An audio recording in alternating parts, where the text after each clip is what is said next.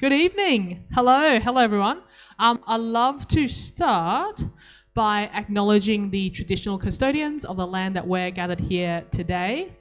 Super excited that we get to be gathered here in person. I'd like to personally acknowledge the traditional custodians of the people, which is the Gadigal people of the Eora Nation. Pay my respects to elders past, present, and emerging, and invite you to take a moment to acknowledge your traditional custodians from where you live, work, and play, and love for those who are online to do so as well. All right. I'm going to hand it over to Essa to set a little bit of context, and then I'll take over the mic and give you a bit more of a rundown around what we've got on offer for you tonight.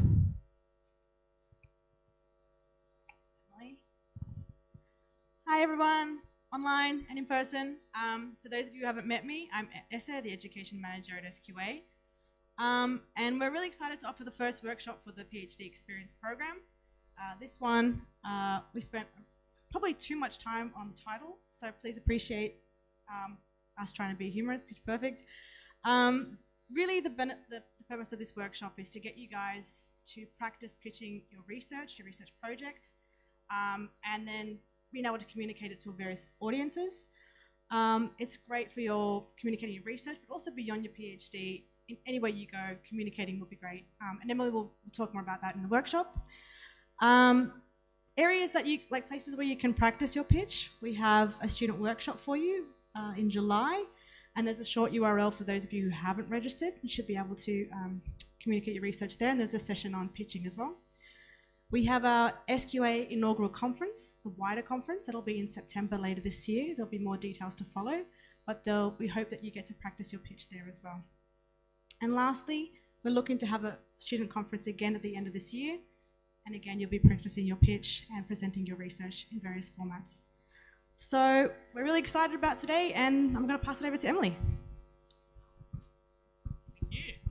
Good stuff. Thank you. All right. So I'd love to tell you a bit about who we are. I'm Emily Chang from SSE, and then I'll tell you a little bit more about the flight plan for tonight. It's going to be super quick, given we've only got 2 hours, and we'd like to start on time and end on time. That's the goal, so we can continue to have great conversations.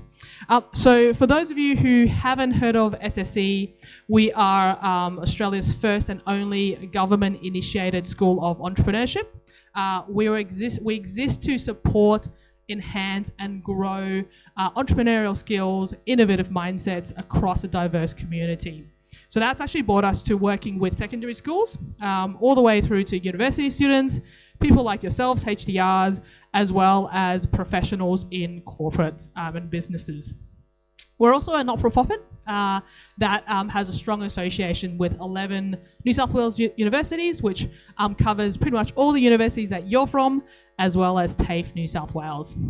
In my role, so my role is Director of Entrepreneurship, which is a kind of a title that really doesn't mean anything, but essentially I get to work with educators, I get to work with entrepreneurs, innovators, learning designers and program designers to bring entrepreneurial innovation learning programs and experiences to life and make that available to you. I also get to work with people like Lucas, who is going to be here and co-facilitate with me. So Lucas, I'll kind of get you to share a little bit about who you are. Hello everyone, so great to see us in person. So my name's Lucas Hakewill, I'm the Growth Program Lead at SSE, and I'm one of those program designers and facilitators that Emily spoke about. So I'm responsible for our short courses. Before I was at SSE, I was at Incubate at the University of Sydney, coached hundreds of founders in pitching, and particularly got to thinking about how you can think about the purpose of why you're pitching, think about the audience of who you're talking to, and think about what your sort of goal is in trying to pitch. And I think we're going to go through quite a bit of that today. So I'm really looking forward to that.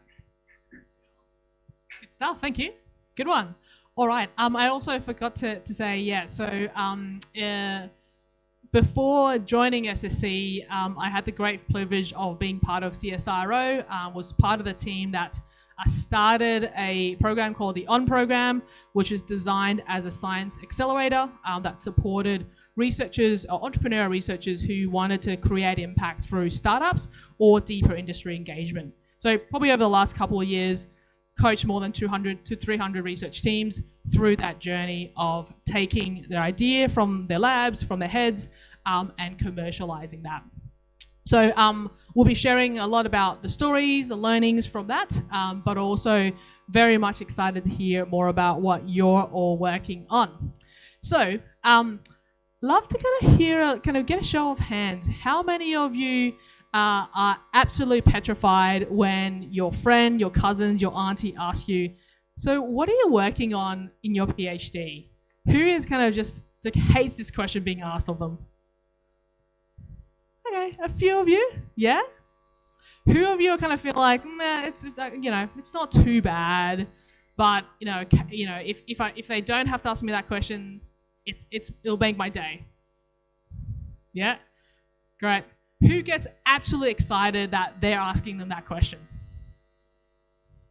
Excellent, cool. All right, so we've got a bit of a range. So there's that emotion that goes from sort of pure fear through to pure excitement. So for those of you who experience a pure fear, what we'd like to get you to by the end of 7 o'clock is move you a little bit closer to experiencing maybe some of the joy, the satisfaction of somebody engaging with the work that you're doing. But also for some of you who potentially are maybe teaching, get you towards the opportunity to actually make your work relevant and meaningful for maybe your students, maybe the people that you kind of work, you engage with on a personal level. And for those of you who are already super excited and can't wait for people to ask you what you're working on, what we're going to be doing is probably pick on you a little bit and invite you to share a little bit more about what has actually made it helpful and useful for you. What are some of the tips and tricks that you can share with your fellow researchers in the room? So, as I said, there's going to be quite a lot of activities that we're going to be throwing at you. We have deliberately set up the room kind of like a speed dating kind of session, if you haven't realized. So there is a reason for that madness. We'll tell you a little bit about it. And for those of you who are online, we'll also get you to do quite a lot of activities. So we've got 3 kind of components that we're going to run through with you tonight. The first one is a bit of an exercise, just get you into the flow of how does this kind of pitching, and really the frame that we'd like you to think about is conversational pitching. So not necessarily in the lens of being on stage like I am right now, delivering to an audience, but really how do you conversationally get your work, get your idea, get your research is working on across to somebody in a way that allows them to lean in and want to learn more.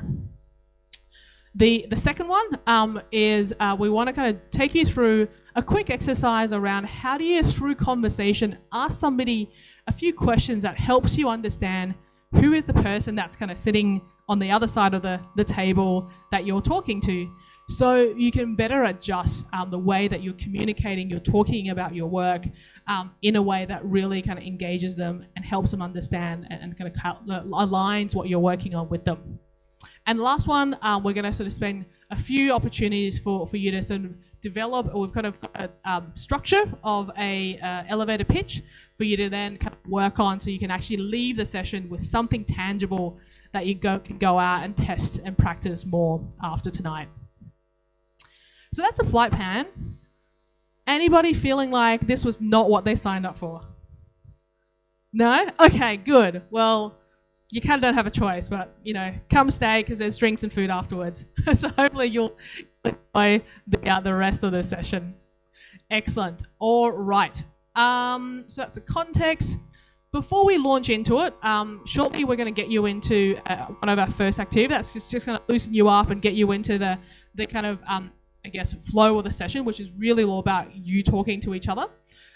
What I'd love to invite you to do is, at least for the next hour and 40 minutes, if my math is correct, I'd like to invite you to engage and learn with these 4 rules of engagement or ways of working with each other, because you are going to kind of we're going to push you to actually do something, work on something that you're going to feel like it's half-baked, it's kind of not ready yet, and we're going to get you to kind of put it into practice. So it's going to feel a little bit uncomfortable. You're going to maybe not feel like it's kind of how you used to, your work at work. I'd love you to kind of step into this, at least for the next bit, with this in mind. The first rule is love for you to try as much as you can, seek to understand first. What we mean by that is if there's something, if there's a concept or a message that we're sharing with you that you don't quite understand, please feel free to shout it out, let us know, and we'll find another way to communicate and share that with you. Also, when you're practicing your pitches with your friend, if there's any point that you're kind of not 100% sure, invite you to clarify and ask further information first, rather than jump into here is the solution. So I'd love you to stay in that space. Second one is judge-free zone. Pretty kind of obvious. We're going to kind of push you into doing things that kind of feel like it's on a fly, and so we'd love for you to suspend all judgment as much as possible. Just lean into it. The third one, no one left behind. What we mean by that is if you are feeling like, there's something that isn't feeling like it's kind of fully engaging, or maybe your friend on the next table is kind of dozing off, let us know. We want to make sure everybody is getting some value from you traveling here and spending the next couple hours with us. The last one is showing more than telling. So what we mean by that is there'll be lots of opportunities for you to write things down and kind of communicate in two different modes. One is obviously verbally sharing, but also we've got some worksheets. So we'd love for you to make sure that you're capturing and you're sort of playing that back to your friend so that they've got something tangible that they can work when they finish off after tonight. How does that sound? If you're all comfortable, just give me like a little wave or a circle, just so, yep, you're happy with that. Making sure everybody's kind of okay. Nobody's kind of going, that's just not going to fly. I'm just going to make sure everybody's comfy. All right. Okay. Good stuff. Thank you. That's awesome. Let's have a go at kind of working with this mode. So the next activity, I think, is yours, Lucas. All right, folks. You can see there's two questions up here on the screen. What I'd love for you to do is we're going to take about 5 minutes. I want you to meet someone you haven't met before. So maybe someone from a different uni.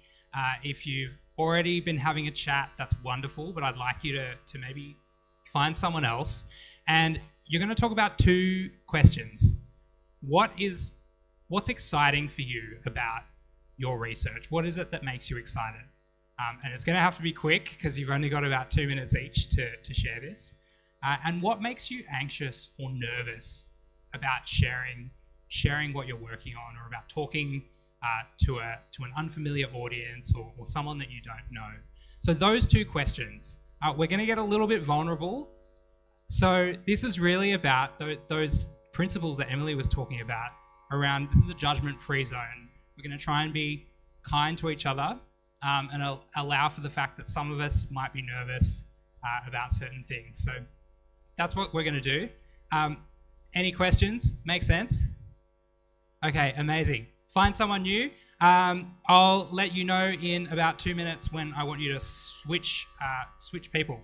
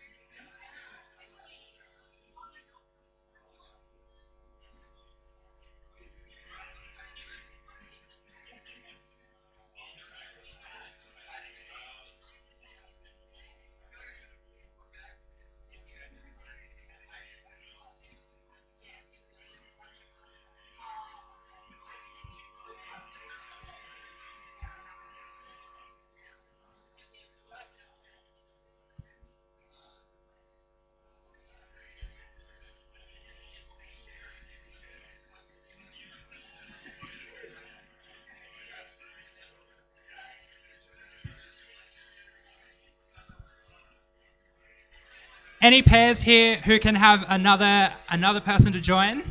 We'll have a trio.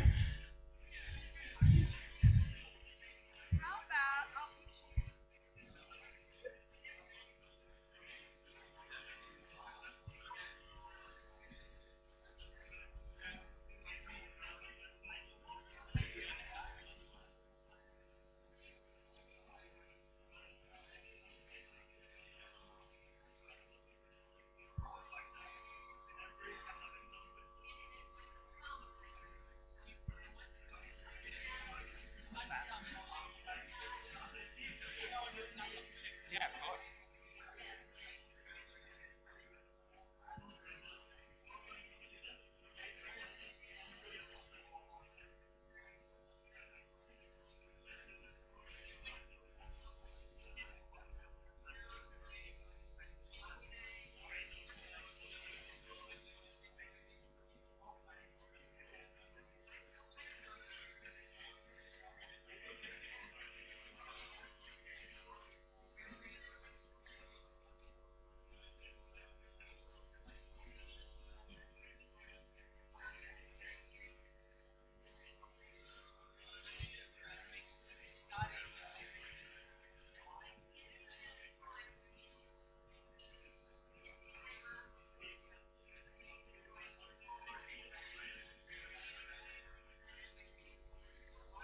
If you haven't had a chance to both talk, maybe switch it up.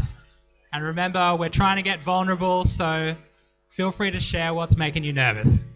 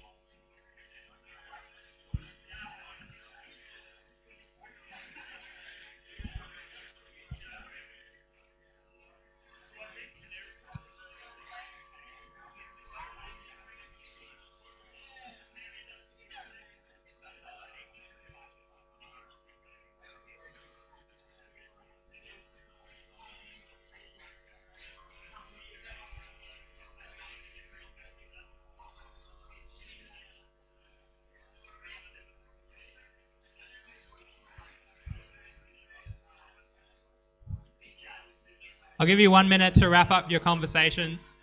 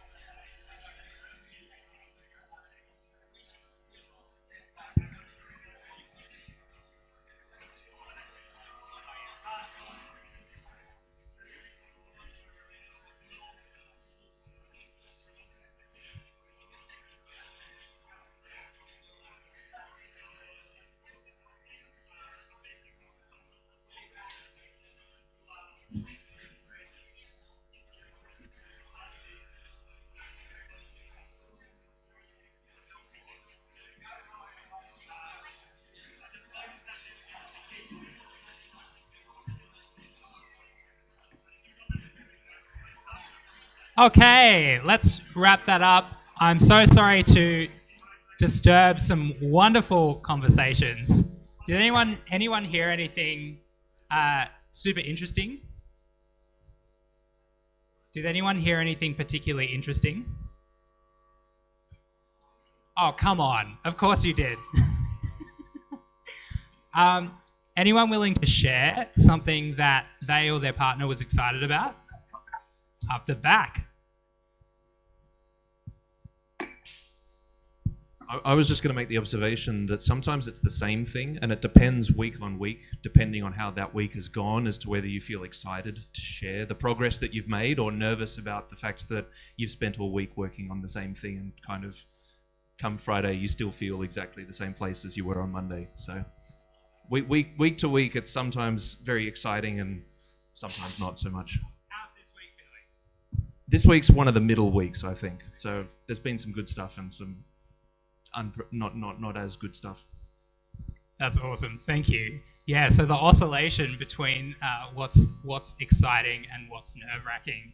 Anyone else hear anything interesting or willing to share with the group? I was just going to comment on that. In our thing, we both agreed that the difficulty of explaining what quantum computing is to a non-expert audience and its utility in a way that doesn't involve lying or misleading people is a challenging thing with being nervous to talk about it. I'm so interested to unpack that in the lying. I'm not sure we'll be able to get to the root of that, but that's fascinating. Thank you. Well, we'll have to move on to the next activity. I just have to share that what I'm really disappointed about is this presentation relies very heavily on emojis, and they're grey. They were not grey before, so that's what I'm frustrated about now. Thank you so much. Hopefully that gave you a little bit of a chance to chat with some peers, and we're going to move on to some paired activities. So this means that you've at least got a little bit of a handle on who each of you is. I'm going to hand it back to Emily, who's going to take us through the next one. Good stuff. Thanks, Lucas. And yeah, if you were kind of going, who's that voice that came through from the sky? Remembering that we got about 20 other participants online. So thank you to Alexis who jumped off mute. I would love to invite you. So we will be giving you plenty of opportunity just to kind of grab the mic, share your learnings, share your reflections. If I can make a request, when you do that, if you could just say your first name. That way we just know kind of who you are, and also people from online, then you know you're not the voice from the sky from above. Okay, good stuff. So I think one of the things that you might have started to kind of learn, and again, you're in a slightly I guess augmented environment where you are talking to fellow researchers in some ways, right? So you can kind of make some guesses around, hey, they probably know something about quantum-ish. They probably know or will be mildly interested in what you've got going. But that may not be the case for everybody that you talk to. Certainly for me, my background is in organizational psychology, so I get very excited when I get to talk about how humans work, what makes people tick. But when I talk to my friends who are accountants and a bunch of bankers, they kind of doze off the moment I'm like, oh, did you know? And so I kind of always need to be reminded that not everybody is equally as excited, passionate about this thing that I'm working on. And it kind of is on me to ask some questions, get a bit curious about what's going on in their world so that I can change or wrap what I'm doing and turn that into something that is interesting and engaging for them. It requires a little bit of that kind of shift in thinking in terms of, well, what questions can I actually ask? In particular, I think what Alexis talked about in terms of, well, how do I straddle between not kind of giving them the world and over-promising too much and making sure that I'm actually delivering and communicating something that is actually meaningful and has truth in it, because a lot of the work that you're doing you're probably in the early stages of maybe figuring out something about the world that nobody else has knowledge of. So you are actually creating new knowledge that there is no kind of history to look back on. And so a lot of things that you're probably talking about are maybe a little bit perspective, and you need to kind of make sure that you're calibrating what you're saying and how you're saying about the work that you're doing in a way that kind of links up with the other person's reality, if you will.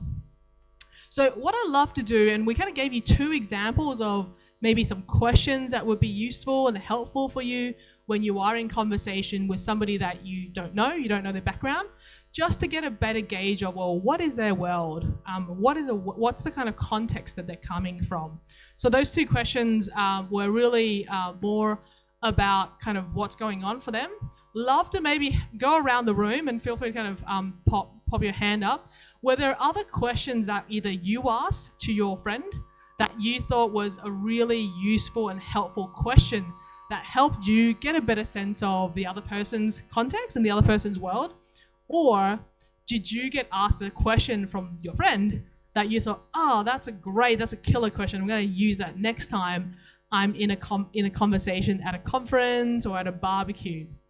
So I'd love for some volunteers to kind of share a question that they asked themselves or a question that they experienced.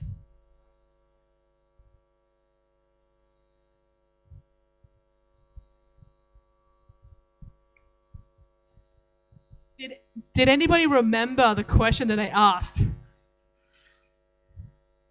That's kind of, oh, hold on, there is. Or you can dob your friend in. Do you want to dob a friend? Do you want to dob a friend in?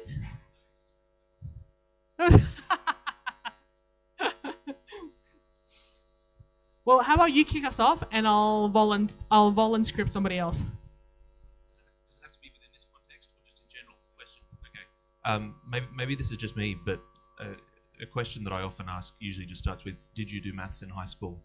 And that's usually a good indication of whether they just want kind of a simple explanation, or whether you can go into a bit more detail about what you're doing. Yep. Excellent, nice one. Did you do math in high school? Yeah, that's a nice one, just to kind of get a sense. Excellent. All right, we've got somebody else. Thank you. Just tell us your name, if that's all right. My name's Juliet. You saying that made me think of literally when I'm explaining my research, the first question I always ask is, do you know what a bit is? Because like my research is in quantum computing, and so if they know what a classical bit is, then I can be like, well, we have qubits, and then that's basically, that's the gist. So nice. Excellent. All right, so maybe again that's kind of a knowledge check. Any other questions that either you've experienced yourself that kind of really helped? Alexis online here. Oh, hello. Jump in. Are you enthusiastic? I asked some question that tries to determine how enthusiastic they are to understand the subject. Because as well as knowing to what level of detail they are, knowing how enthusiastic they are can help you judge how you try and pitch it. Yeah, nice. There's that emotional. It's like, do you even care about what I'm about to spend the next 20 minutes of my life divulging to you? Yep, excellent. Love it. Thank you. Anybody else online? Feel free to jump off mute and just tell us your first name.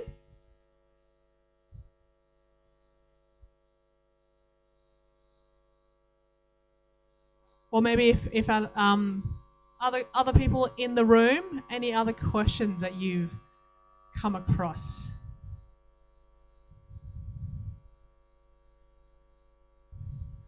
Yeah, jump in. Back in the day when I was a research student, I was always asked, this is from a medical research perspective, don't tell me the details. What's the purpose of it? Is it going to kill me? What's it going to kill me of? So literally, just what's the impact? They don't care about the details. I got that all the time. Excellent, nice one. Yeah, I don't need to know all the secret sauce. Don't even need to know what the name of the secret sauce is. I just need to know, is this going to be a hamburger that's delicious? Nice, excellent. How many, when you were having your kind of icebreaker activities, how many launched into your answer without stopping, going, hang on, let me just kind of say hello? Actually, everybody kind of asked who the other person's name was? Okay, good start, excellent. What was the second question that you asked after kind of knowing their name? Who's your supervisor? Okay, cool. Yep. Okay, yep, nice. So which side of the kind of world do you live? Yep. What else? Which year, like how many, which are you first, have you just started candidature, you're middle, you're finishing? Yep, people ask that question? Yep. Okay, great. What else? What's after that? By the way, this is an excellent life skill if you're ever thinking, why do I need to know this? You don't want to be the person at this awkward Tinder date that kind of spends 40 minutes talking about their life story and your kind of Tinder date kind of slowly moves away. Excellent life skills to be able to have good open-ended questions so that you can kind of get a sense and engage from them. Are they actually interested in having a conversation with you? Because potentially you might launch into a whole bunch of detail and the other person that's sitting next to you could be a Nobel laureate. You just don't know because you haven't asked. Excellent. What other questions? So you've got name, supervisor, you've got how many years in your candidature, are you experimental theorist? Any other questions that are helpful? Or you'd probe further? Or you're kind of... In my case, I ask, what is your research about? Yep, what is your research on? What is your research about? About, yeah, great. Okay, so that's kind of a pretty straightforward. Yep, excellent. Any other ones? Did anybody ask them a question that were kind of a bit left field? Did you hear it, or did you experience a question that was kind of a bit different to what you would expect?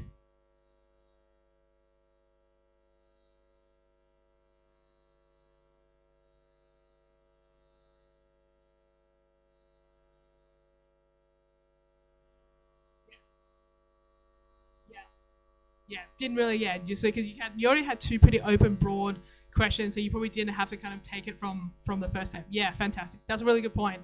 So definitely we want to kind of just create a bit of space for you to really, because the topic that we're focusing on today isn't about you kind of standing and pitching to deliver to an audience. The context of the pitching we want to kind of get you into the zone of is about conversational pitching. So I think for us, we just want to create a bit of space for you to kind of just remind yourself that it is a conversation. So make sure when you are, whether it's an upcoming conference or even when maybe you're planning for applying for an internship potentially, it's always helpful to be thinking about, well, what questions can I ask the other person that I'm having a chat to so that I can adjust the way that I'm describing my work and my research to better fit into what's going on in the world. And I suspect that if you're an experimental physicist, you would probably change the way that you talk about your work if you're talking to another experimental physicist versus a theoretical.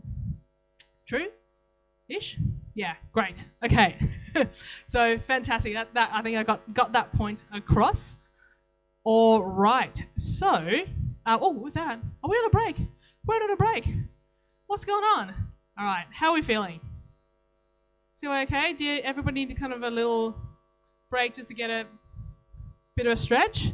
Maybe get another drink? Well, kind of pace yourself. All right, let's take a 5-minute break. And then after that, we're going to dive into some of the details and you're going to actually meet or find a new table and talk to a new friend. So that's just coming up for you.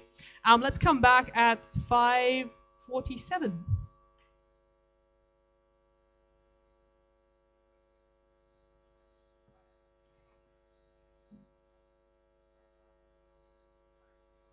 Can kind of deliver something that they can really clearly understand, and it doesn't make you feel like you're talking about something that's not true.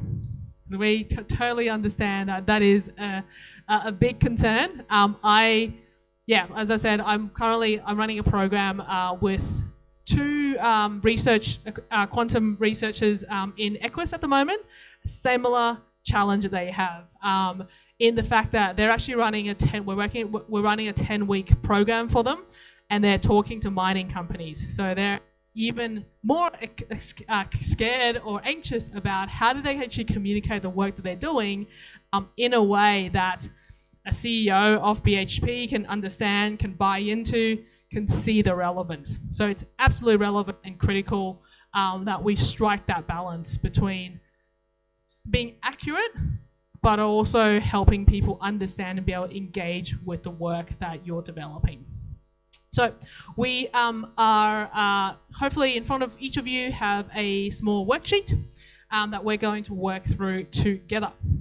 So the way that we're going to do this is, I don't know about you, but whenever I try to update my LinkedIn profile, try to write a resume, it's the most painful thing because it just is so annoying when you're trying to talk about yourself.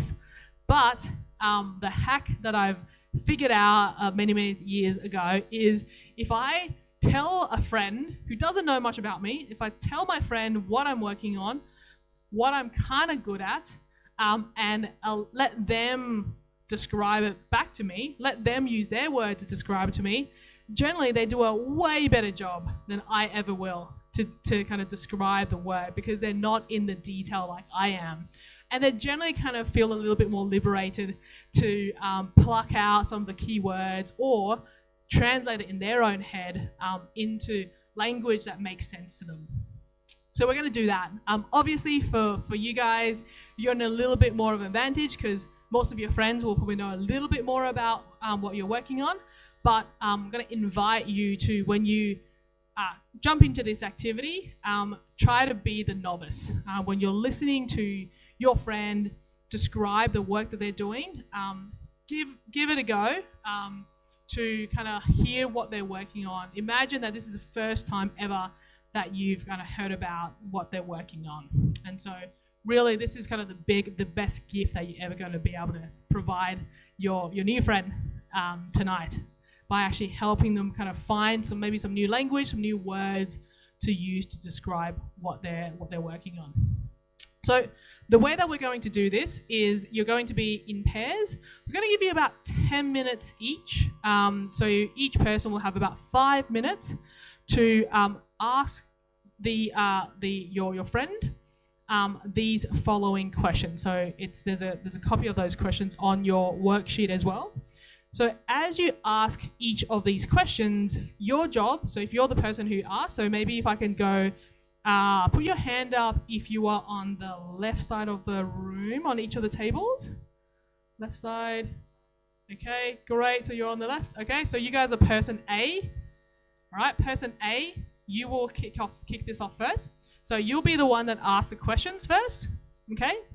And the other side of the table, person B's, you get to spend 5 minutes just doing a brain dump to your friend in response to these questions. All right, so you get the easy job first for the first 5 minutes because you just have to tell them all about what you're doing. Now, person A, you've got a little bit more of a challenging task. As you kind of hear your friend, person B, describe their work, what you need to do is translate, pick up those keywords, and have it go at writing out how you would kind of describe it. So if you were then, after 5 minutes, asked to jump up and say, this is my friend, this is what they're working on, how would you describe their work? All right, does that make sense? Person A, you know what you're doing? What are you doing? Asking a question. Excellent. Transcribing, writing some notes down about kind of the work, the problem they're looking to solve. So there's 3 key questions. So hold on, before you jump in and dive into your questions. So 3 key questions we want you to ask them. So make sure you do ask these 3 questions because they are going to be important. If you don't ask these 3 questions, it's going to be incredibly difficult for you to help them to kind of create that first pass elevator pitch framework. All right? So first one is, tell me about the problem that you're working on. So as much as you can, get them to kind of describe the problem or the challenge that they're solving.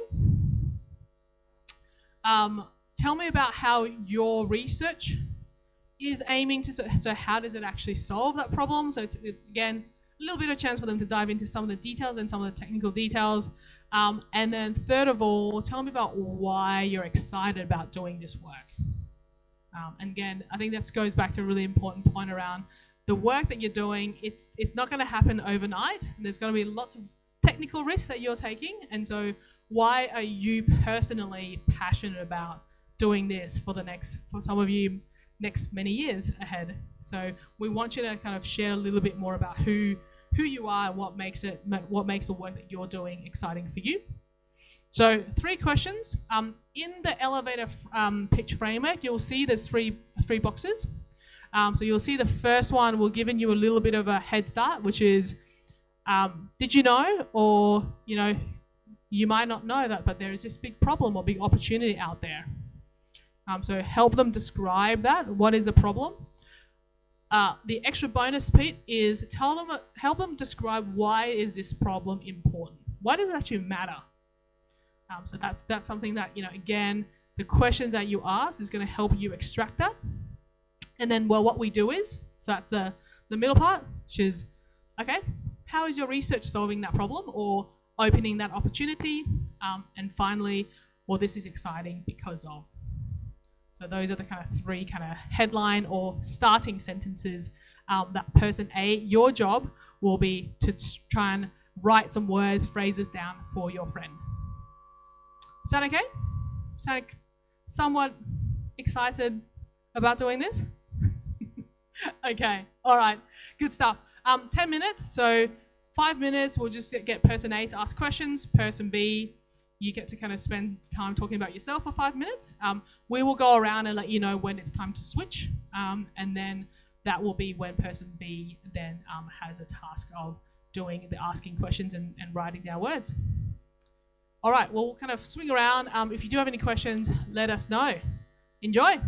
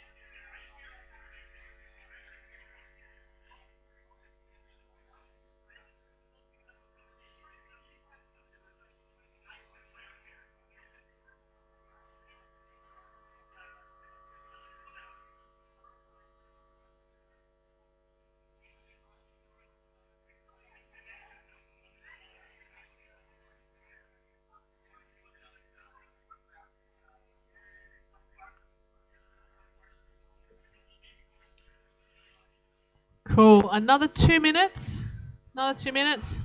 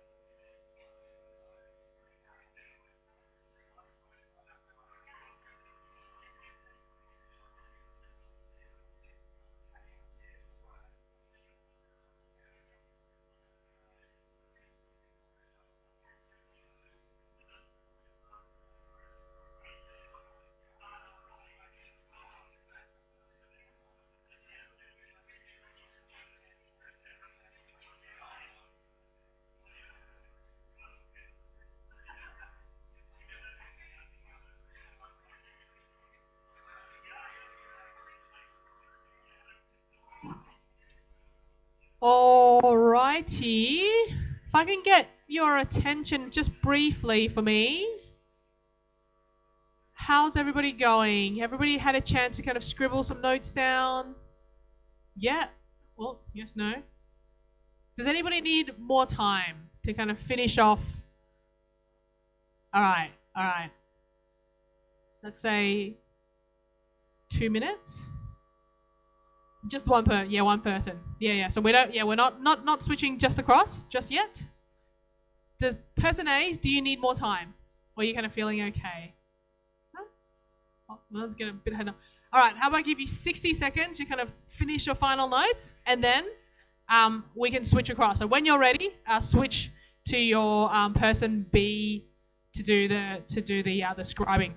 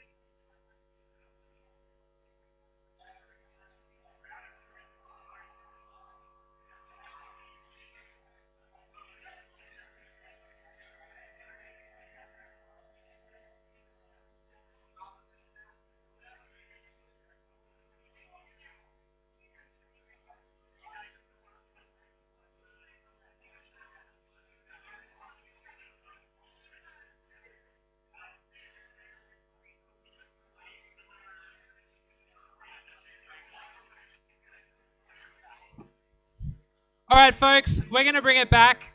So let's switch around if you haven't done already. And person B is now going to be asking questions of person A, if I got that right. Let's jump into it.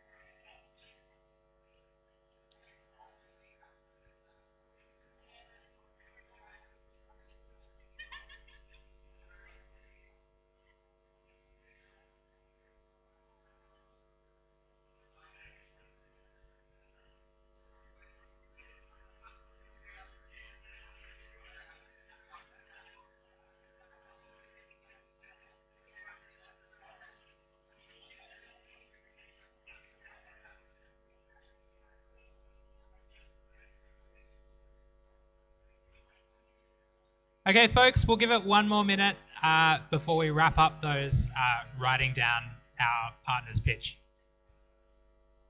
But don't jump them out of the breakout rooms just yet.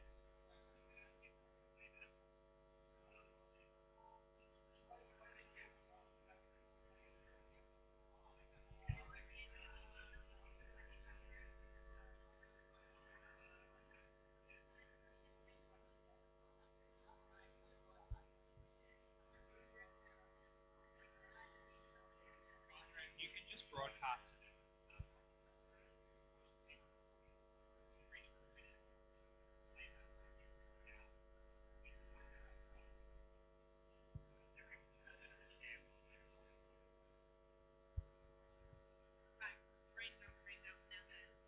Now, all right.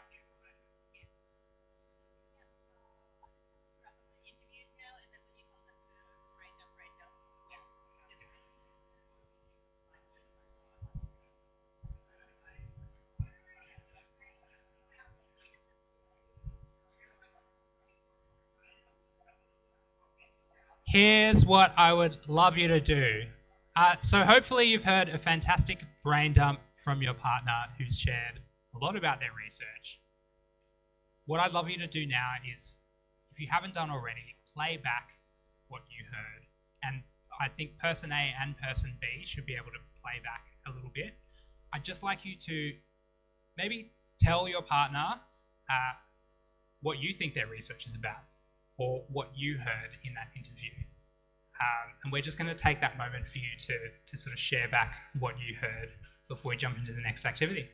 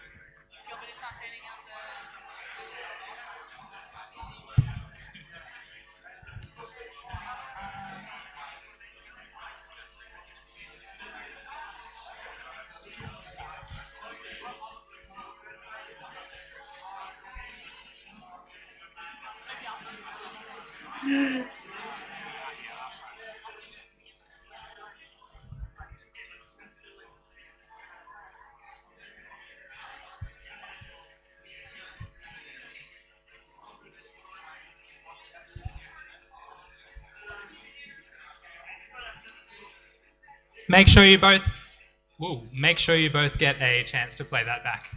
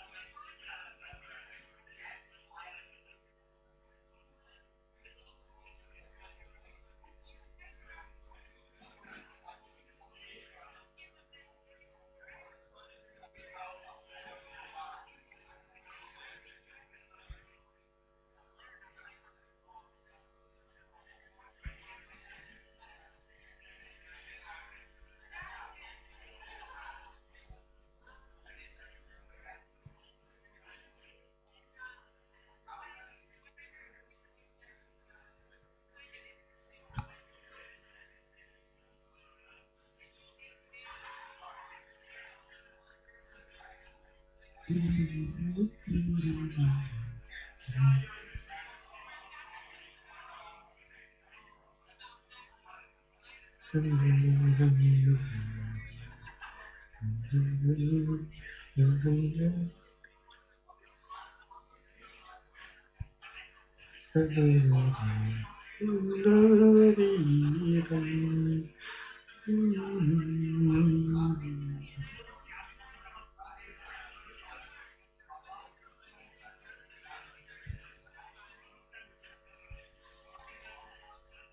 right, we'll bring them back in a minute now, if that's okay, Karen.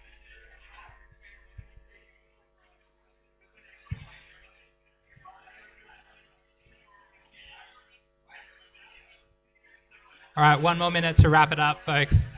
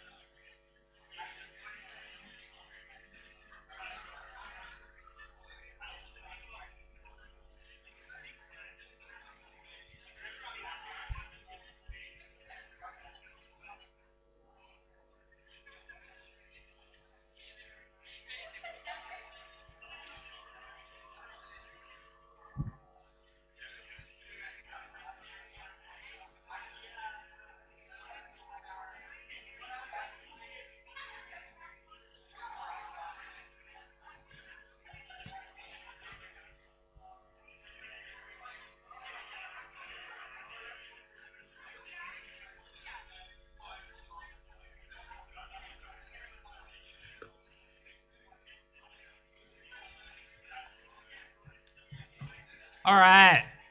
Show of hands. Whose partner just gets you? They totally, fully got you. Ah, lovely. Who was halfway there? That's pretty good. Anyone have a lot of trouble with each other, kind of getting a sense of what you're working on? Okay. Amazing.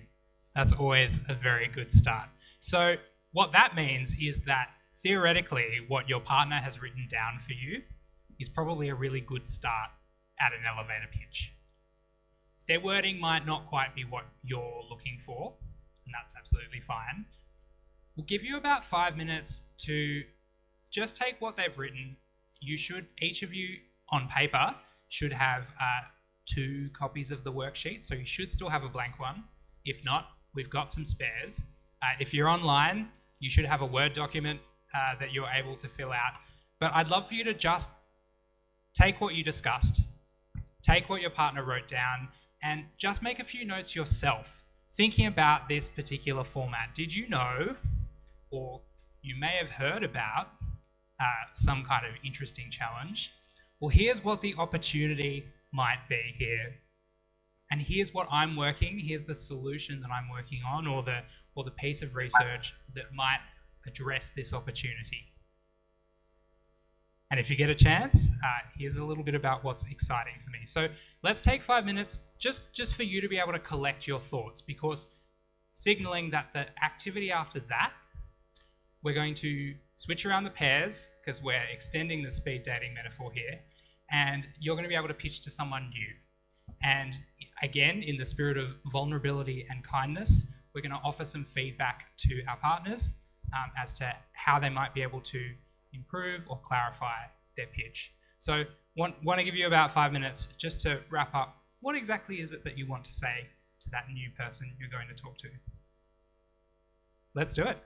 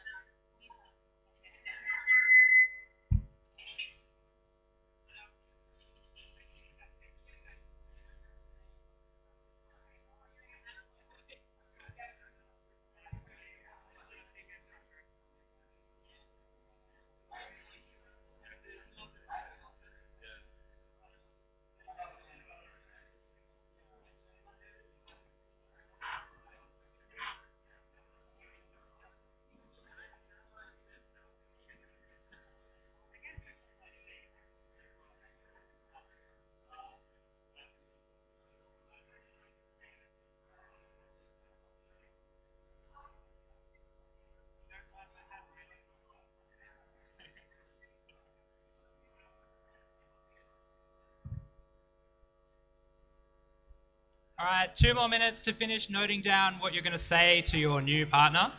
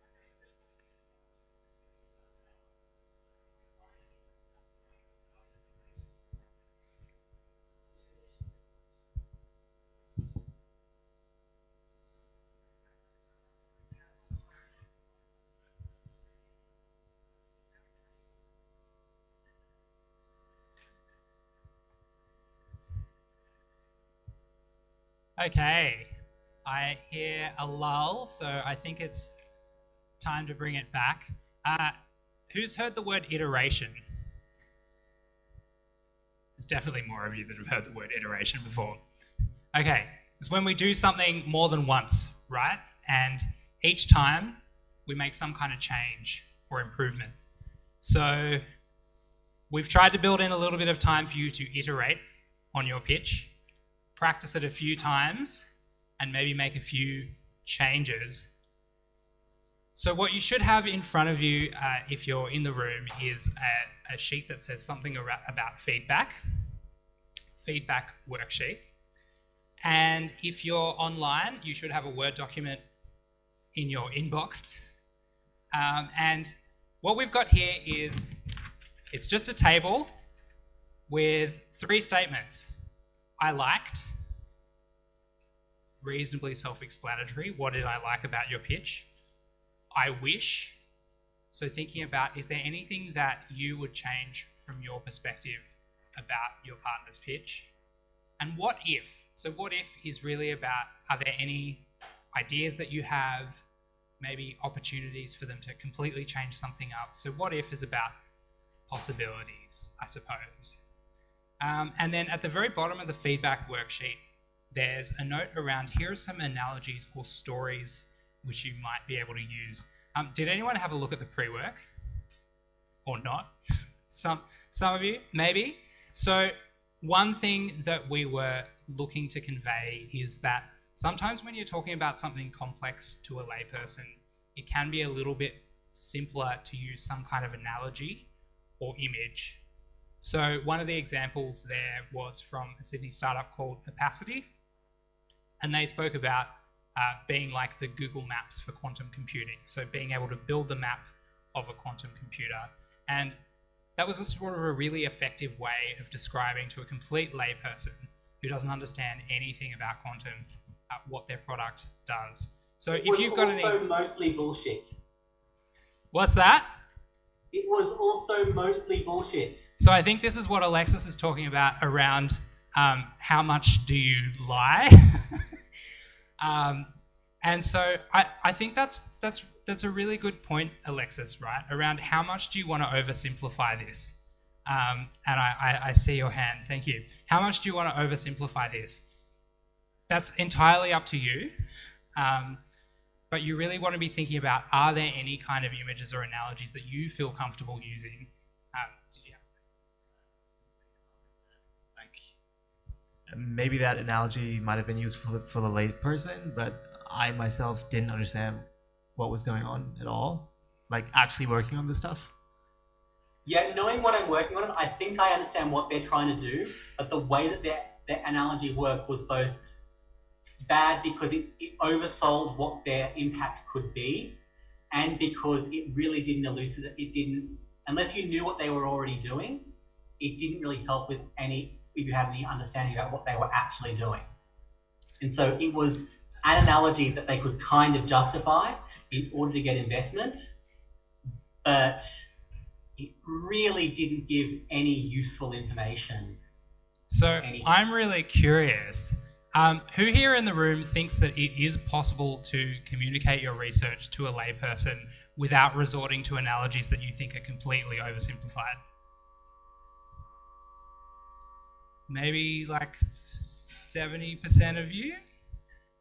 You can simplify, but this was I would call deliberately misleading, which is a different.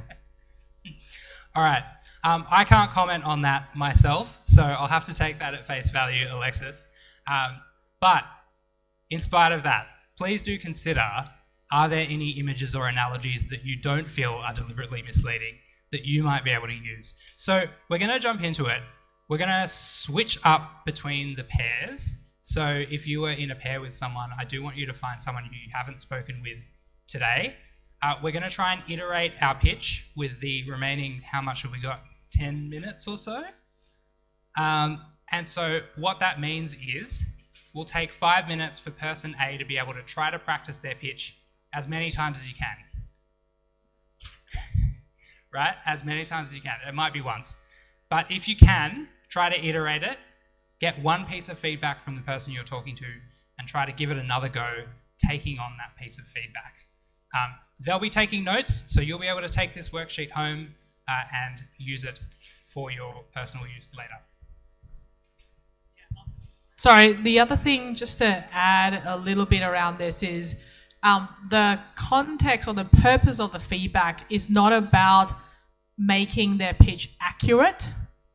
The purpose of it is to help the other person make their pitch engaging and inviting for a further conversation. So that is the goal of what we're trying to do. So we know that the work that you're doing, you're going to spend probably the rest of your life working on this and developing if you are so super passionate about it. So we know this is going to be an evolving thing. So the goal of these pitches is really to enable you to get somebody excited, to get somebody interested to learn more and have a following conversation, as opposed to it being a one full stop conversation that, you know, they kind of, you never see them again in any hallway or conferences. So that's the intent. So when you are offering that feedback, really think about it in terms of how can I help my new friend make their pitch something a bit more engaging, help them maybe think about a different word or slightly different ways of framing or putting different language so that it can be easily understood, could be inviting and engaging. Sounds all right? Cool.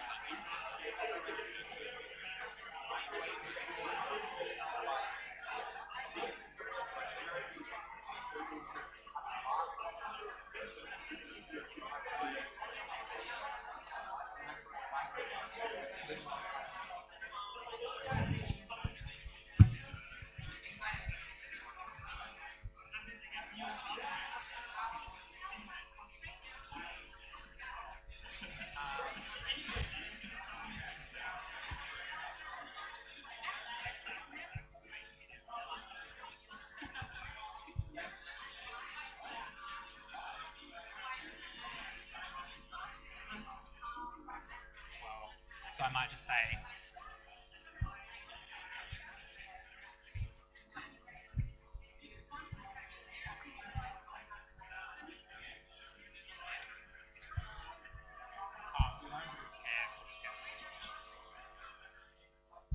if you haven't done yet, please do share some feedback with your partner.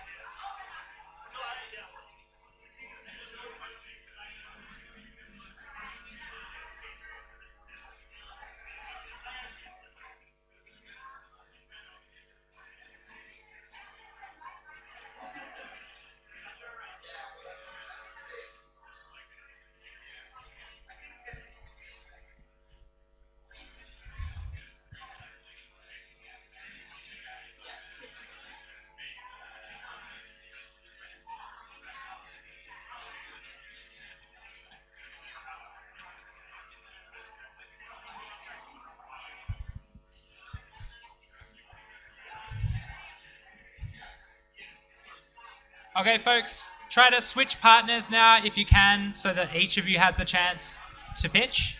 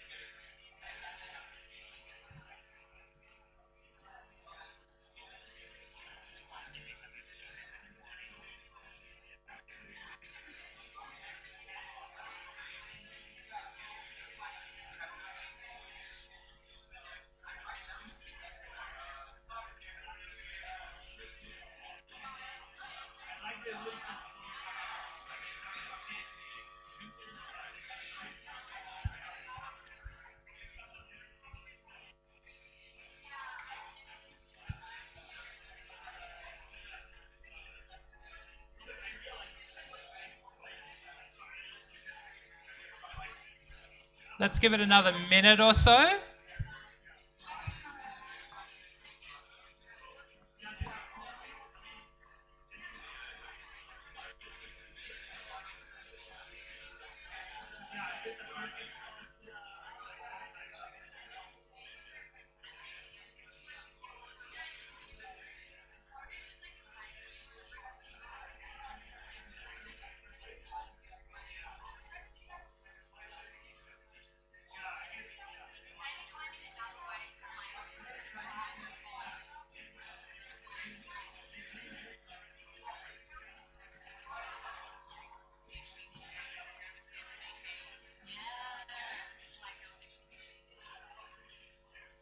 I'm going to close all the rooms.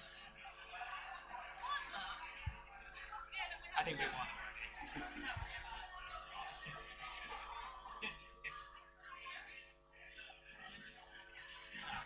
Just switch off the Zoom.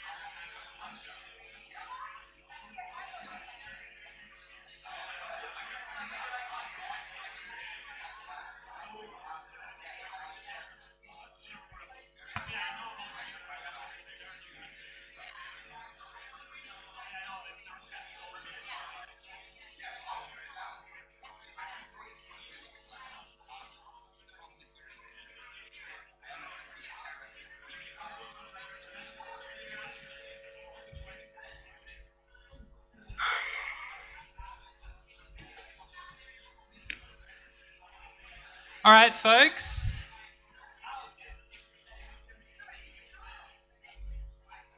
Let's bring that back.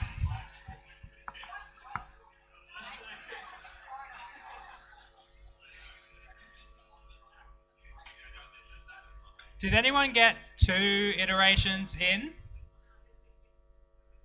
Just the one? Yeah, we didn't give you much time, did we? All right. So here's the challenge. We didn't get to iterate today, so I'm going to suggest that you iterate over time. So you've met and pitched with at least 3 people tonight from memory, at the very least 2, and hopefully you've made those connections such that we would love for you to continue practicing your pitch together. I know it sounds a little bit weird, but I'd really encourage you, if you're thinking about a different way of communicating what you're doing, tap someone on the shoulder, ask for some feedback, ask them to pretend to be a layperson or pretend to be another researcher, and just ask for that feedback. You can use the framework if you like. I wish, what if, or you can use your very own framework, whatever you like. But that's probably going to be our challenge to you, is to continue practicing this pitch ongoing. Did anyone get any feedback that they're planning to implement immediately? Would you care to share? I'm too technical. And so how do you think you might take that rather blunt feedback and implement it? No, I think I have to figure out what it is. Like, I mean, I can communicate with other experts about why it's cool, what I do, but I don't really have any sales pitch to talk to someone that's not a quantum computing expert as to why they should care. Awesome, thank you. Anyone else hear some good feedback?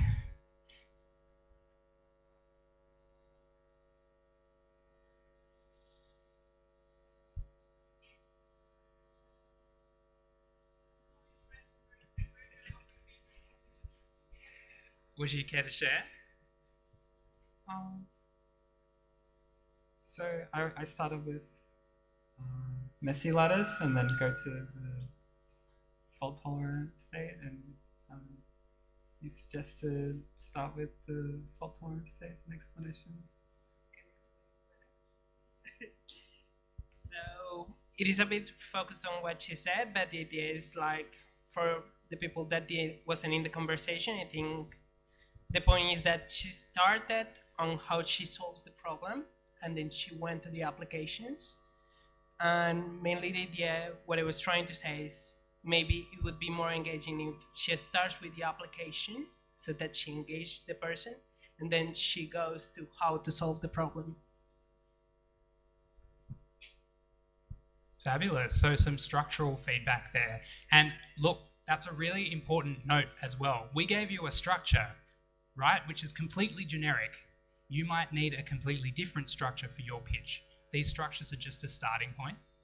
You can take them, flip them around, do whatever it is that you need to do in order to make a compelling story. Is anyone willing to share their elevator pitch? We've got someone volunteering someone else, which is sometimes the only way that this works. Would you feel comfortable to share? Can we, yeah, amazing. Woo!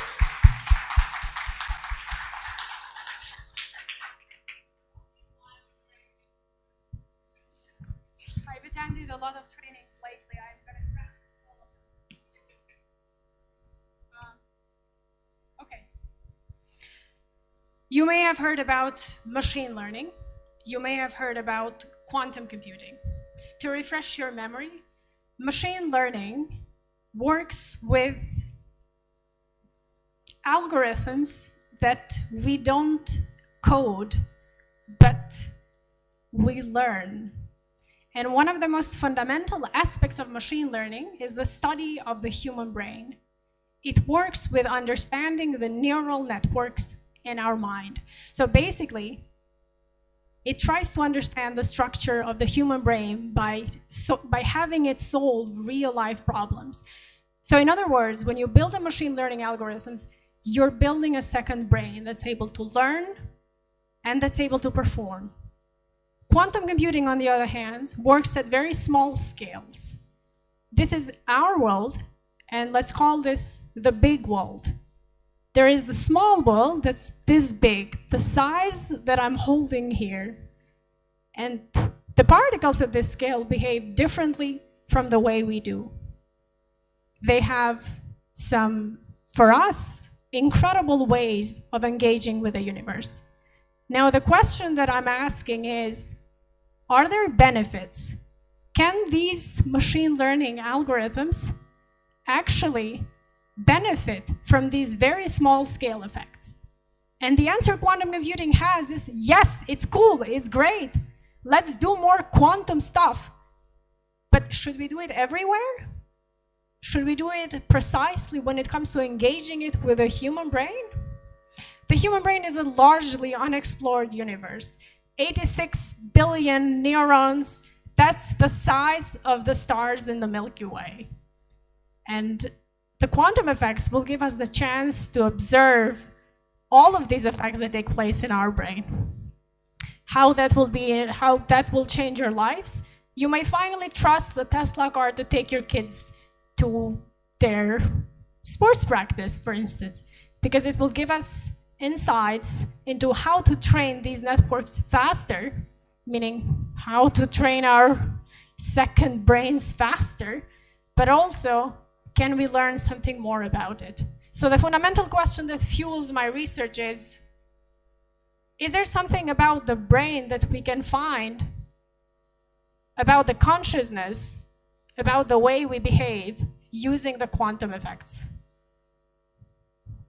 Join me.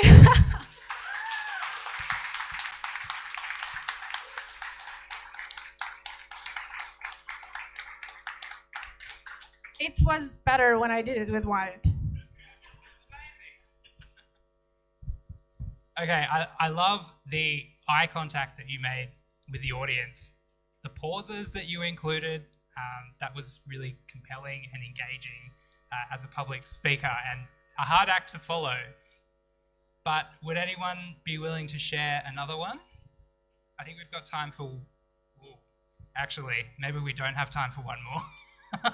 I think it's a pretty great one to finish on. So thank you so much for sharing. That was absolutely wonderful.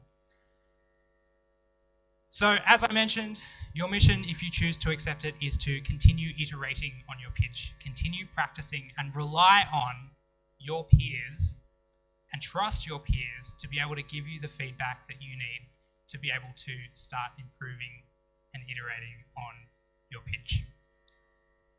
I think that takes us to the end. Have I missed anything, Em?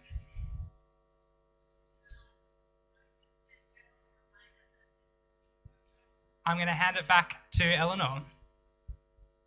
Hi. Just a reminder that there's the student workshop on the 9th of July, and there'll also be a welcome night for new students, and we welcome all current students as well on the 1st of July before that. But at the student workshop, you'll have an opportunity to maybe do your pitches or do a poster session, and there's an Eventbrite that was shared in Slack and stuff.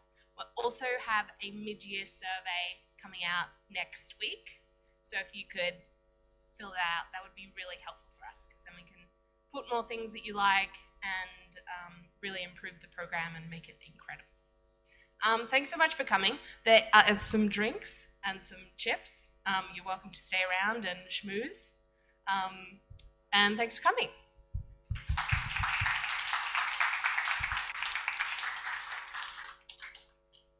Oh, and thanks so much, Emily and Lucas, for the incredible job. I should have